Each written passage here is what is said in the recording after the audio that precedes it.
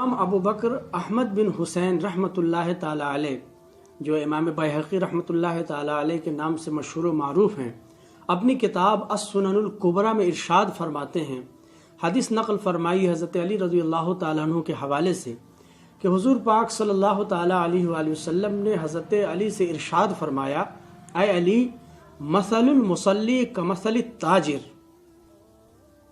نمازی کی مثال تاجر کی طرح سے ہے، تجارت کرنے والے کی طرح سے ہے، بزنس کرنے والے کی طرح سے ہے، لا یخلص له ربحہ حتی یخلص له رأس مالہ، وہ اس وقت تک درست نفع نہیں کما سکتا، اس وقت تک اس کی آمدنی صحیح نہیں ہو سکتی جب تک کہ وہ اپنی اصل پونجی کو درست نہ کر لے۔ آگے ارشاد فرماتے ہیں، کذالک المصلی، نمازی کا بھی یہی حال ہے، لا تقبل نافلته حتی یؤدی الفریضہ،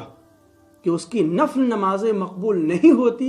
جب تک وہ فرض کی ادائیگی نہ کر لے۔ یعنی اگر فرض ذمے میں باقی ہے اور وہ نفل کی ادائیگی کر رہا ہے تو اس کی نفل نمازیں قبول نہیں ہوتی ہے۔ اس کے ذمے یہ لازم ہے کہ پہلے فرض نمازیں جو اس کی چھوٹ گئی ہے ان کو ادا کرے، پھر نفل نمازیں یا نفل روزے جو بھی نفلی صدقہ کرنا ہے وہ ادا کریں۔ اسی طرح سے آقا کریم صلی اللہ تعالی علیہ وآلہ وسلم کی ایک اور پیاری حدیث ہے، حافظ ابو نعیم احمد بن عبداللہ اصفہانی، جن کی وفات 430 ہجری میں ہوئی، یہ اپنی کتاب حلیۃ الاولیاء و طبقات الاصفیاء میں فرماتے ہیں، حضرت ابو بکر رضی اللہ تعالیٰ عنہ کا اس میں ذکر جمیل ہے، اور اس بیان میں حضرت ابو بکر رضی اللہ تعالیٰ عنہ کا جب آخری وقت آتا ہے تو آپ حضرت عمر کو طلب کرتے ہیں، بلاتے ہیں اور ان کو بہت سی نصیحتیں کرتے ہیں۔ ان نصیحتوں میں سے ایک دو نصیحت آپ کی خدمت میں پیش ہے۔ حضرت ابو بکر صدیق رضی اللہ تعالیٰ عنہ ارشاد فرماتے ہیں، اے عمر، اتق اللہ، اللہ سے ڈرو، وعلم ان اللہ عز وجل عملا بالنہار لا يقبلہ باللیل وعملا باللیل لا يقبلہ بالنہار۔ کچھ عمل ایسے ہیں اللہ تبارک و تعالیٰ کی بارگاہ میں جن کی ادائیگی دن میں کرنی ہوتی ہے، اگر ان کی ادائیگی رات میں کی جائے تو پروردگار عالم اسے قبول نہیں فرماتا۔ اسی طرح سے کچھ عبادتیں، کچھ چیزیں ایسی ہیں جن کی ادائیگی رات میں کرنی ہے، اگر انہیں دن میں ادا کیا جائے تو اللہ تبارک و تعالیٰ اسے قبول نہیں فرماتا۔ پھر آگے حضرت ابو بکر صدیق رضی اللہ تعالیٰ عنہ ارشاد فرماتے ہیں نصیحت کرتے ہوئے، وَأَنَّهُ لَا يَقْبَلُ نَافِلَتَهُ حَتَّى تُؤَدِّيَ الْفَرِيضَةَ، اے عمر، اللہ تبارک و تعالیٰ اس وقت تک کوئی نفل قبول نہیں فرماتا جب تک کہ تم فرض کی ادائیگی نہ کر لو۔ جب تک تم فرض کی ادائیگی نہیں کر لیتے اللہ تبارک و تعالیٰ تمہاری نفل عبادتیں قبول نہیں فرماتا ہے۔ اب سوال یہ ہے کہ اگر کسی نے نفل عبادتیں کی، نمازیں پڑھی، نفل صدقہ کیا، نفل روزے رکھے، اور اس کے ذمے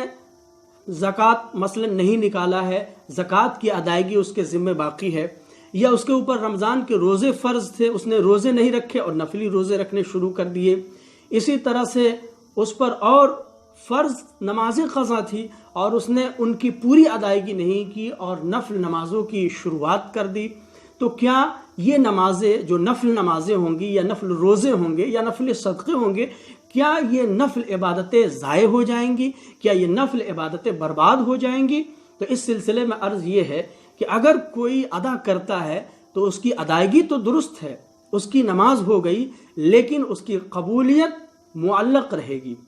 وہ اللہ تبارک و تعالیٰ کی بارگاہ میں مقبول نہیں ہوں گی۔ کب تک مقبول نہیں ہوں گی؟ جب تک کہ وہ فرض کی ادائیگی نہیں کر لیتا ہے۔ اگر وہ فرض کی ادائیگی کر لیتا ہے تو اللہ تبارک و تعالیٰ وہ نفل بھی قبول فرما لے گا جو فرض کی ادائیگی باقی تھی اور اس نے باقی ہوتے ہوئے نفل کی ادائیگی کی تھی۔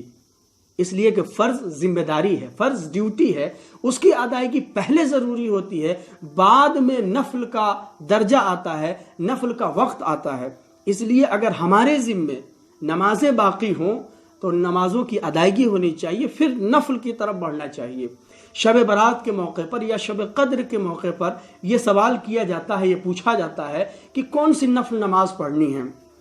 کون سی شب قدر کی خاص نفل نماز ہے، اس کی وضاحت فرما دی جائے۔ اس سلسلے میں عرض ہے کہ بہت سے لوگ ایسے ہوتے ہیں جو نفل نمازوں کی دریافت کرتے رہتے ہیں، لیکن حالت یہ ہوتی ہے کہ ان کی بہت سی فرض نمازیں قضا ہوتی ہے۔ ان سے عرض ہے کہ وہ ان راتوں میں اپنی چھٹی ہوئی فرض نمازیں ادا کریں، اس کے بعد جو وقت بچتا ہے اس کو نفل میں